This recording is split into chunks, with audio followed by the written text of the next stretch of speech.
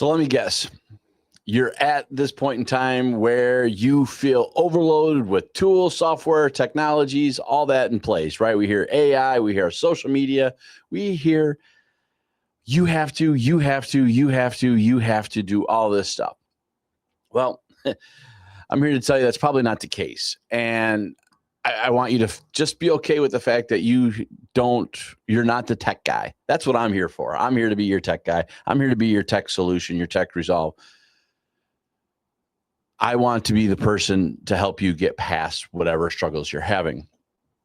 Now, I get the technology overwhelm. I get it when you listen to these videos, you listen to all these people out there, all these great people that show you how they've made millions of dollars on all these products.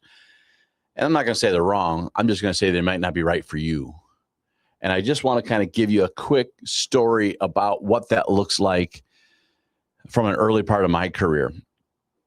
There was early in my career in real estate, I was working with a franchise, and they brought in a software company. I guess I'd call it a startup. I don't know if they were or weren't, but I'd call it a startup. And this startup company brought in this nice little box uploadable program where you could build postcards, flyers, listing sheets, all sorts of just really great, simplify the process of my life tool set. And it wasn't a cheap package. It was really, it wasn't expensive, but it wasn't like, oh, I just throw it down $50. It caused pause, but I bought it because I liked it. I thought it was great. And I go to a conference, and that software company's there. So I go running up to them. I'm all excited. I'm like, oh, this stuff is awesome. This stuff is great. This is such a beautiful product. Well, there was a couple other real estate professionals that were listening to me, and they go, well, that's awesome to hear. How has it helped you? Like how much have you converted? What have you done? And I go, well, actually, I haven't converted anything yet. And then I kind of had to smirk and kind of slink away, because in the end, I had to be very honest. So I said, I really haven't even sent out my first postcard yet. And right then and there was a realization for me. Right then and there, I very quickly realized that the software made me feel good, but did not do anything for me. Right? It was this quick fix, this just feel good moment that I kind of needed at that moment, or thought I needed at that moment. I really wasn't using it for anything. And this is where I have monikered the tool versus crutch conversation. And I very much was using this particular tool as a crutch. So let's talk about what I kind of learned from that moment. A couple of things I learned from that moment when we were doing this is, one, we kind of get the systems wrong. We are trying to build the tools, the systems and then the judgment, where we should be doing the judgment, the systems, then the tools, right? I need to know first, what am I trying to do? What are my end goals? And what is out there to be produced? What do we need inside of our business tools to do what I need to do for my business? So with that, we need to know who our audience is, what they want, what they need. We need to know where we lack. I always quote this, John Maxwell. This is one of the ones that he has said. I'm paraphrasing now, that it just sticks with me real good. It's law of the lid. You can only, there's a lid, and you can grow and you can get past it. But the way to become exceptional is to grow your strengths and manage your weaknesses. And I'm simplifying. That's not exactly what he said, but that's the simplification of the conversation. It really struck out with me. That's why when the tools that I use these days are focusing on the things that I'm not necessarily great at. Now, don't get me wrong, folks. This is not your get out of jail free card. If you are in a human relation business, this does not mean you get to use this for your these tools for human relation purposes. But it does probably mean you can simplify some of the process, get communications out faster, your CRM, AI these days. This will definitely help you kind of manage that scenario for you in your business set. Now, the other thing I want you to kind of think about for this is, sometimes it's good not to overthink the process. A lot of times we already have the tools at our arsenal. A lot of times we just have to rethink how we're going to utilize what we already have. I'm going to be honest with you. Most times we don't have to go find the next best tool. We do outgrow some of our tools and then we need new tools. But for the most part, I show many times the tools that you already have at your hands already has,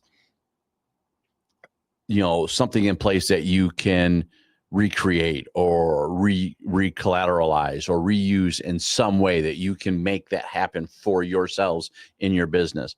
And I think that's one of the best tips, hints, secrets I can ever tell you.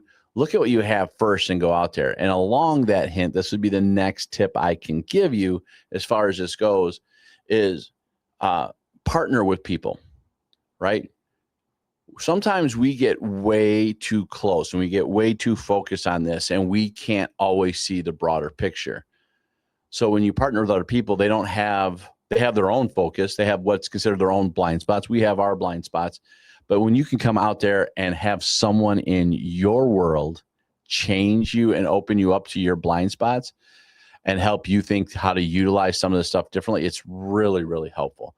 I have amazing colleagues that we talk all the time about this kind of stuff, and it is a wonderful asset that I wish I would have taken advantage of way earlier in my career. So find that team, find that group of 5 that you want to mentor with, find that group of people that really, really will make life a little bit easier for you and help you think outside the box. Again, doesn't mean you're not going to have to buy new tools, but it should always then be thought about as a tool and not something that is a crutch. And the last thing I want you to kind of think about with this is I also want you to start building that critical thinking part of your business, right? We need to start asking those critical questions. We need to start asking ourselves, and when I'm talking tools, I'm definitely talking more software technology, things like that. But this could just be more system-based tools that you have in your business. But if we start talking about this in our world, let's start asking ourselves our questions. What does this solve? Well, first place, let's ask ourselves, do we need it to be solved? Yeah, the answer is probably yes if we're looking at something, but let's break that down. Does it need to be solved? Is it a tool problem or is it a people problem? Right? 2, whatever solution you found, does it solve that problem? Or is it just making me feel like we have a problem? Because here's the thing I want you to understand about when you especially get into software, a lot of us get caught up and we get caught up on the setting. We get caught up on the building and doing some of this because we feel like we've accomplished something. But busy doesn't equal productive. Productive means we're actually building something to doing something for our business, for something that's going to move forward. So let's make sure those tools are more than a serotonin hit that just makes us feel better. It happens a lot for us. We get caught up, we do our stuff, and it's out there. And then 3, always ask, can it be done differently? Is there a different tool that's better? Do I already have it? Because again, I really believe we have that in place. So again, that's what I wanted to kind of keep you with and have you think about today. This is a little shorter session. I'm always trying to keep these things under 10 minutes. I definitely did a better job of this today. But give me ideas, give me examples what you are using today. Tell me where you're falling short. I'm glad to help. Put it in the comments. We'll be there. Always hit the like button, the favorites button, whatever it is you have, the platform that you're watching this on. And then always get notifications because while I do try to keep this consistently, I can't always guarantee it based on my weeks, but it should be Fridays. We will see you at the next session.